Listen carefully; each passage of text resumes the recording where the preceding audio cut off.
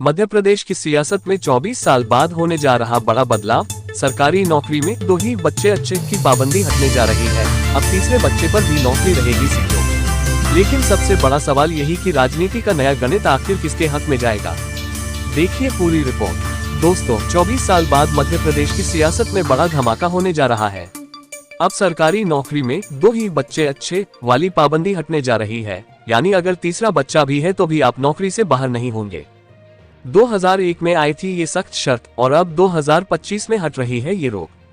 मतलब साफ है, सरकारी अफसरों और कर्मचारियों को अब तीसरे बच्चे पर भी सजा नहीं मिलेगी। सबसे बड़ा सवाल पुराने केस का क्या होगा।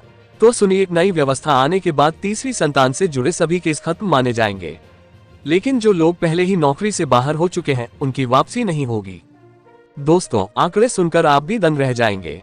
मध्य प्रदेश की प्रजनन दर है 2.9, जो कि राष्ट्रीय औसत 2.1 से कहीं ज्यादा है।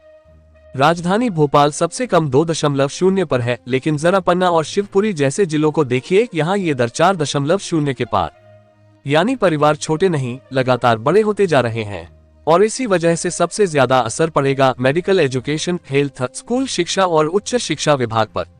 अनुमान है कि करीब 8 से 10 हजार सरकारी कर्मचारी इस फैसले से सीधे प्रभावित होंगे। लेकिन जरा ध्यान दीजिए, ये फैसला सिर्फ मप्र का नहीं, पड़ोसी राज्यों का ट्रेंड भी यही रहा है। राजस्थान ने साल 2016 में यह पाबंदी हटा दी, छत्तीसगढ़ ने 2017 में, और अब मध्य प्रदेश भी उसी लाइन में खड़ा है, तैयार बदलाव के लिए। याद दिला दें, आरएसएस प्रमुख मोहन भागवत ने हाल ही कहा था कि कम से कम 3 बच्चे होने चाहिए, और बस उसी के बाद सरकार ने इस पॉलिसी में बदलाव की तैयारी तेज कर दी। तो दोस्तों, अब तैयार हो जाए सरकारी नौकरी के नए गणित के लिए।